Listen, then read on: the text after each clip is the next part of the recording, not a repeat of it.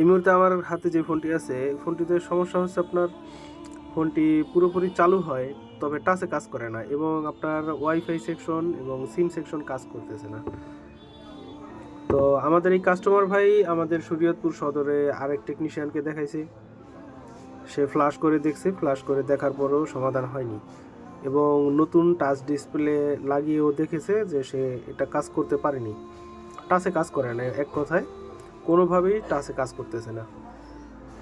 তো সেই টেকনিশিয়ান এটাকে রেফার করে দিছে আমার কাছে। তো কাস্টমার ভাই আমার কাছে নিয়ে আসে এবং আমি ভালো মতো চেক করে দেখি যে ফোনটার সিপিইউআইসিটা রিবলিং করা লাগবে। তো এই ধরনের সমস্যা প্রতিনিয়ত কাজ করতেছি, আপনারা দেখতেছেন, আমার ফেসবুক পেজে ছাড়তেছি। তো দেখুন এই সমস্যাগুলো কী কারণে হয়ে থাকে।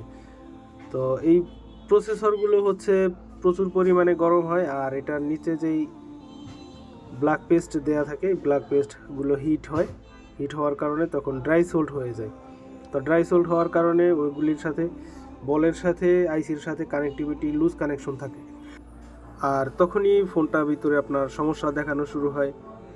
হয়তো আপনার সিম কাজ করবে না, হয়তো আপনার ওয়াইফাই কাজ করবে না, এমনকি টাচ কাজ করবে না, এমনকি আপনার ডিসপ্লে ব্ল্যাঙ্ক হয়ে যেতে পারে। তো বিভিন্ন ধরনের সমস্যাগুলো হয়ে থাকে। তো আমরা সব সমস্যার সমাধান একটাই, সিপিইউআইসিটাকে তুলে রিবলিং করে যদি আপনার পারফেক্ট মতো দিতে পারেন তাহলে সবগুলো ঠিক হয়ে যাবে।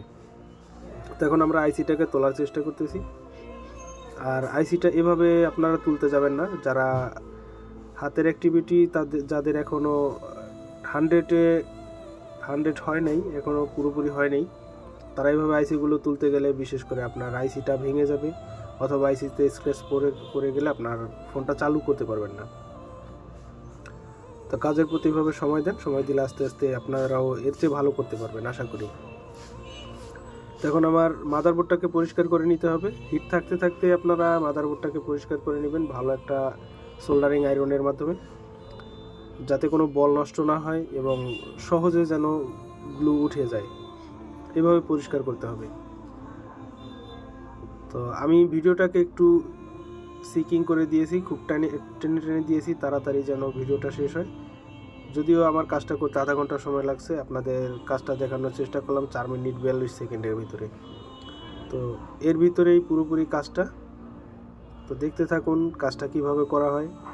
আপনারা জানেন, তারপরও দেখুন যে কিভাবে, দেখার শেষ নেই বা কাজ শেখার শেষ নেই,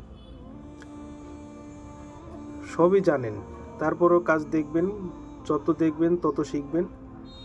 ভুল ত্রুটি ছোটোখাটো অনেক যে বিষয় থাকে সেগুলো সমাধান করা যায় এই ধরনের ভিডিওগুলো দেখলে। তো আমার কাজটা কিন্তু প্রায় শেষ, মাদারবোর্ডটা পরিষ্কার করা।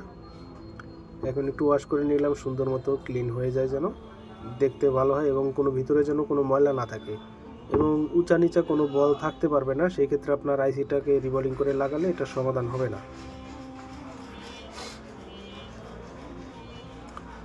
তো আইসি রিবলিংটা এবং পরিষ্কারের ভিডিওটা কেটে দিলাম, এগুলো সবাই পারেন, এগুলো দেখানোর কোনো প্রয়োজন মনে করি না। তো এখন আমি আইসিটাকে রিবলিং করে লাগিয়ে দেখানোর চেষ্টা করি আপনাদের যে আমার কাজটা হয়েছে কিনা।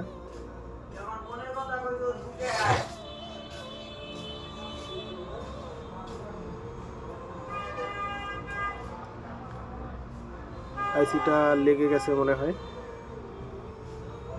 একটু ধাক্কা দিয়ে দেখবেন যে আইসিটা লেগে গেছে কিনা। তো আমার আইসিটা লেগে গেছে। এখন আমি মাদারবোর্ডটাকে একটু ঠান্ডা করে নেব এবং বডির সাথে অ্যাটাচ করে তারপর চালু করে দেখব।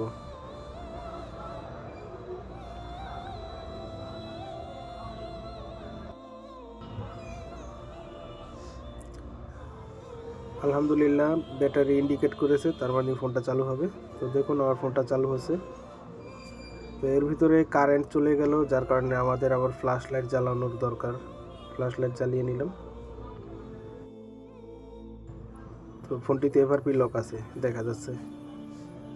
তো যাই হোক, আমাদের কাজ এই পর্যন্ত। সবাই ভালো থাকুন, সুস্থ থাকুন। আসসালামু আলাইকুম রহমতুল্লাহি ওয়া বারাকাতুহু।